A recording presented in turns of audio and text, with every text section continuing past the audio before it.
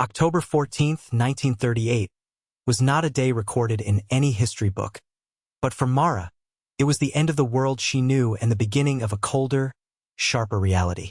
The wind howling down the Cumberlands carried the smell of impending snow, a metallic tang that usually signaled the need to stockpile wood and seal the chinking in the walls. Instead, Mara stood on the porch of the only home she had known for the last 10 years, watching her breath plume into the gray afternoon air. Her stepfather, Harlan, stood in the doorway, his silhouette framing the warmth of the hearth behind him like a taunt. He did not look angry.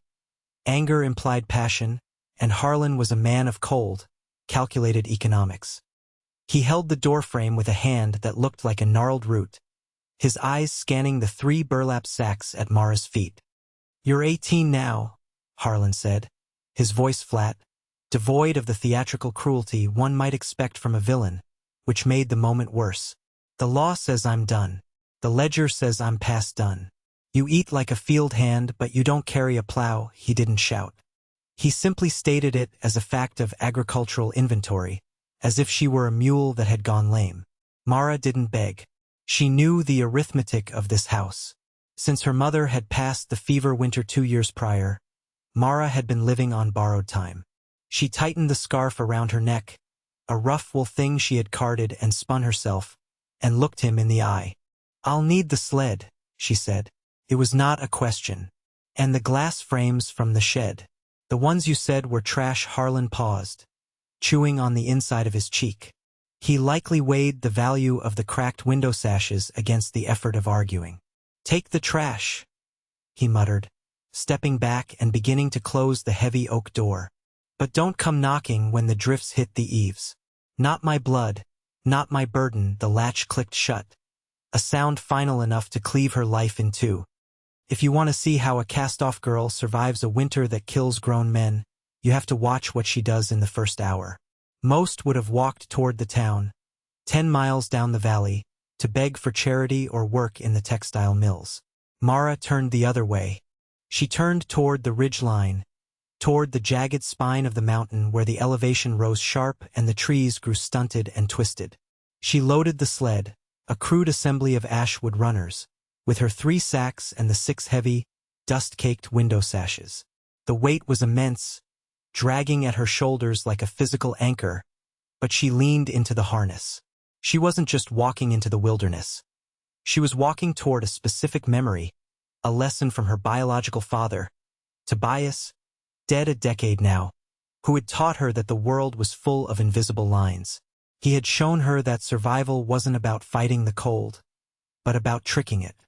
As she hauled the sled up the deer trail, the first flakes of snow began to fall, innocent and soft, hiding the brutality to come. The ascent took 2 days. By the time Mara reached the depression in the landscape known as the Blind Valley, her hands were raw inside her mittens, the leather chafing her skin until it wept clear fluid. The Blind Valley was avoided by hunters. It was a bowl of rock situated high on the southern slope, a place where the wind swirled in confusing eddies. But Mara saw it differently. She saw it through the filter of inherited science. She stopped the sled at the edge of a steep, south-facing embankment. The geography here was specific. The ridge behind it blocked the biting northern winds, while the open face drank in the low winter sun from dawn until dusk. To anyone else, it was a rocky scar on the mountain. To Mara, it was a battery waiting to be charged. She didn't set up a tent. She didn't try to build a log cabin, which would require chopping trees she didn't have the calorie reserves to fell. Instead, she unpacked a short-handled spade from her sack. The ground was already hardening, the frost penetrating the first inch of topsoil. She had to be faster than the freeze. She began to dig not down into a flat hole, but horizontally into the hillside. It was a strategy of integration, not opposition. By digging into the slope, she was enlisting the earth itself as a wall. The soil temperature 6 feet down remained constant, 50 degrees roughly, regardless of whether the air outside was freezing or boiling. It was a lesson Tobias had drilled into her while drawing diagrams in the dust. "The earth is a blanket, Mara," he had said. "Build up and the wind strips you. Build in, and the earth holds you, She shoveled with a rhythm born of desperation, tossing the dirt to the side to form a berm. The silence of the mountain was absolute, broken only by the scrape of steel on stone and the ragged tear of her own breathing. She was scouting the margins of possibility, betting her life that a hole in the ground could do what a house could not. By the fourth day, the excavation was a raw wound in the hillside, 12 feet long and 8 feet deep. Mara was exhausted, her muscles trembling with a fatigue that threatened to turn into hypothermia if she stopped moving. She had eaten sparingly, hard-track biscuits and dried apples from her sack, rationing her energy like fuel in a lantern. Now came the architecture of the impossible. She wasn't building a root cellar. She was building a machine. The design relied on the window sashes she had dragged up the mountain. She wasn't going to put them vertically like a normal house. She framed them into a roof structure that angled sharply downward, facing due south. This was the critical phase, the blueprint coming to life. She gathered stones, heavy river rocks she hauled up from the creek bed 100 yards down the slope. It was backbreaking labor. Each stone had to be carried against gravity, her boots slipping on the scree. She piled these stones along the back wall of her dugout, the north wall. This wasn't for decoration. The stones were thermal mass. They were dark and dense. The plan was simple physics. The winter sun, low in the sky, would shine through the angled glass, strike the dark stone wall, and heat it up all day. At night, when the outside temperature plummeted to 20 below, the stones would release that stored heat slowly back into the room. It was a sun trap, passive engine. But theory is clean, and reality is messy. As she tried to set the heavy window frames, the wind picked up, a sudden gust catching the glass like a sail. One sash twisted in her grip, the corner catching her forearm, slicing a jagged line through her coat and skin. She gasped, dropping the frame. It didn't break miraculously, but it slid down the mud bank. Mara fell to her knees, gripping her arm. The blood was bright red against the brown earth. She sat there for a long moment, the wind tearing at her hair, the cold instantly seizing the warmth of the wound. This was the moment the mountain usually won. This was the moment the solitary traveler surrendered to the overwhelming arithmetic of survival. But Mara bound the arm tight with a strip of cloth, grit her teeth, and slid down the bank to retrieve the glass. She forced the frame into place, nailing it into the log header she had set. "Not today," she whispered to the wind. "You don't get inside today." The structure was sealed just as the first true blizzard of November slammed into the high ridge. The sky turned a bruised purple, and the snow began to fall not in flakes, but in sheets, driven sideways by a gale that screamed like a wounded animal. Mara retreated into her shelter. It was dark, save for a single tallow candle she lit. She had no roaring fireplace. A fire would consume too much oxygen in such a tight space. She had only a small clay stove for boiling water. The world outside dissolved into white violence. The wind battered the glass roof, shaking the frames, threatening to shatter the only barrier between her and oblivion. She sat on her bedroll, her back against the stone wall she had built. She waited. An hour passed, then two. Outside, the temperature was dropping rapidly, plunging toward zero. But inside it was silent. The earth muffled the screaming wind. And then, she felt it. She placed her hand against the stones behind her. They were warm. They were radiating a gentle, dry heat, harvested from the day's sunlight, pushing back against the chill. She watched her breath. It barely misted. She wasn't freezing. The system was working. The realization hit her with more force than the cold. She had stolen fire from the sun. While the storm raged for 3 days, burying the mountain in 4 feet of snow, Mara did not just survive. She began to work. In the corner of her shelter, where the light hit the soil floor the longest, she opened her third sack. It contained soil she had mixed herself, rich compost stole from the bottom of Harlan's manure pile. And in a small cloth pouch, she held the seeds that everyone said were impossible to grow in these mountains. Not potatoes, not turnips, but seeds that belonged in a different latitude entirely. She planted them in the warmed earth of her floor, right under the glass. The village below was locking its doors, burning through their woodpiles, miserable and gray. But up here, in the secret pocket of the mountain, Mara was building a microclimate. She was an astronaut on a hostile planet, creating her own atmosphere. The first green shoot that would eventually rise from that dirt would be more than food. It would be a declaration of war against the impossible. December dragged the sun behind the peaks by mid-afternoon, leaving Mara in a twilight that stretched for 16 hours a day. The isolation was not merely a lack of people. It was a physical weight, a crushing silence that made her ears ring. The food sacks were getting light. She rationed the dried apples until they were mere slivers, dissolving them on her tongue to trick her stomach into thinking it had been fed. But the real battle was happening in the dirt floor of the dugout. For weeks, the soil had remained stubborn and black, refusing to yield life. Doubt, cold and insidious, began to seep in with the microscopic drafts that whistled through the log header. Had the seeds frozen during the trek up the mountain?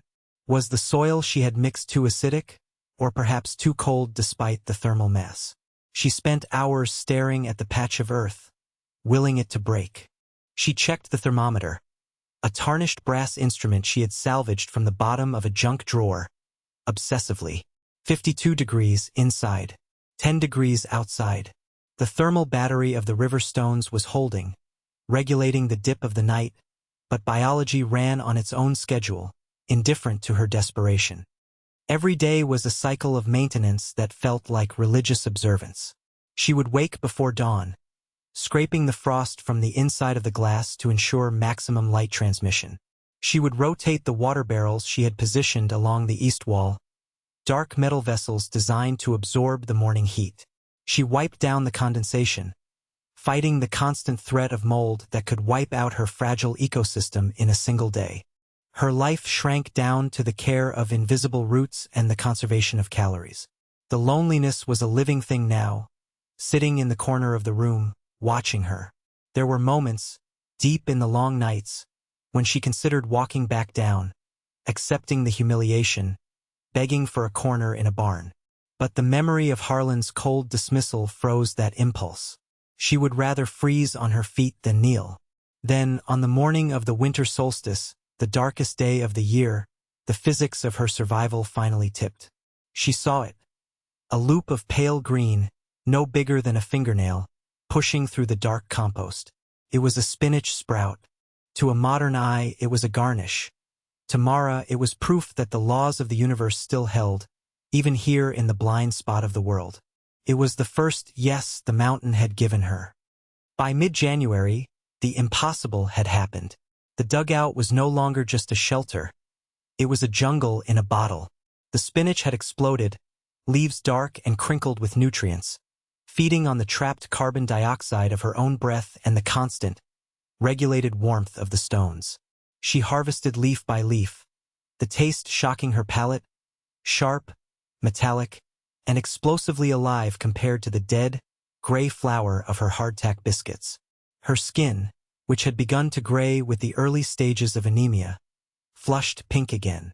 The lethargy of malnutrition vanished, replaced by a buzzing energy. But the system had one flaw she hadn't calculated. She was running out of light. Not sunlight, but lamp oil. She needed paraffin for her small heater to supplement the stone battery during the upcoming deep freeze of February. It was a risk, but staying put was a certainty of freezing. She packed a basket, wrapping a bundle of fresh, crisp spinach and 3 large heads of butter lettuce in a damp cloth to keep them from wilting in the dry winter air, and made the treacherous descent to the valley. The general store was a grim place in January, a hub of misery filled with men coughing in the smoky heat of a potbelly stove.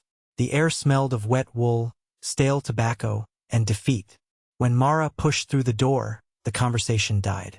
She looked like a ghost, thinner, yes, but her eyes were bright and clear, lacking the hollow stare of the villagers who had been living on salt pork and cornmeal for 3 months.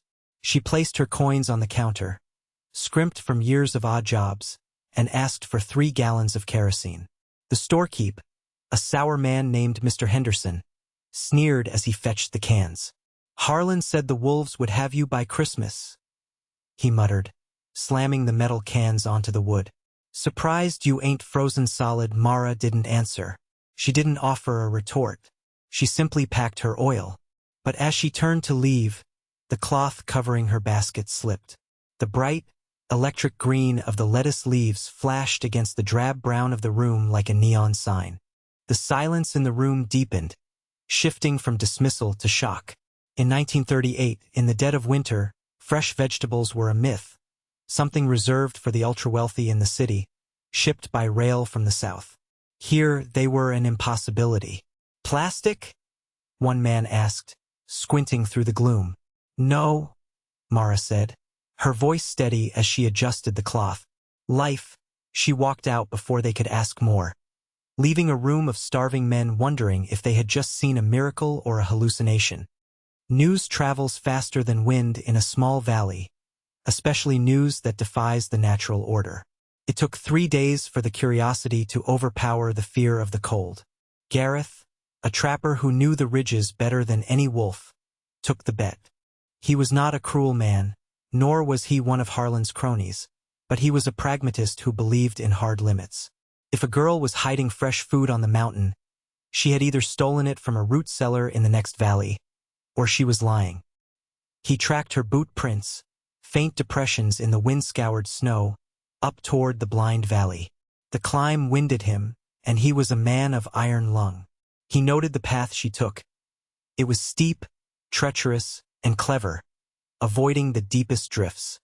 When he crested the final ridge, Gareth expected to find a frozen corpse or a pathetic lean-to half-buried in drift.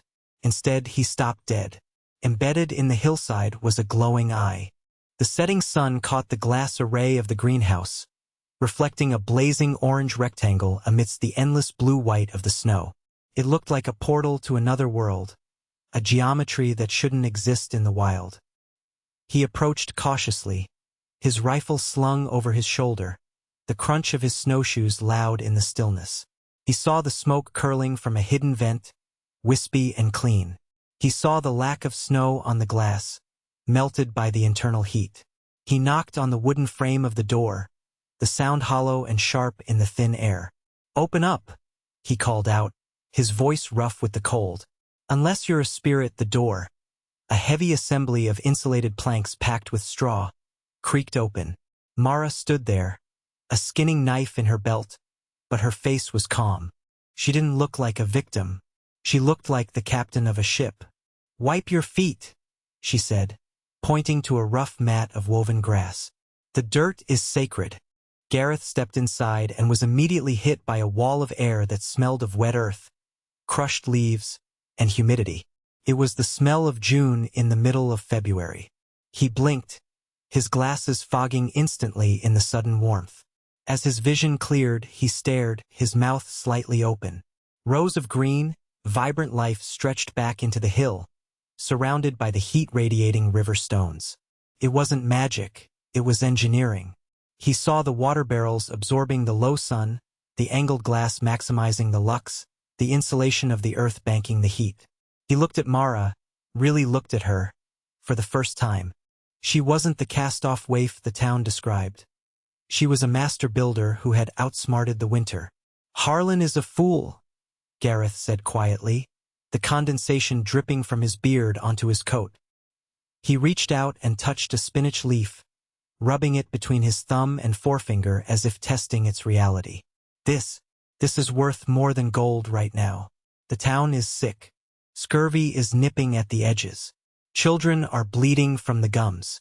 Mara didn't offer charity. She stood by her stove, her hand near the knife, understanding that in this world, respect was bought with leverage, not tears. She needed protein, he needed vitamins.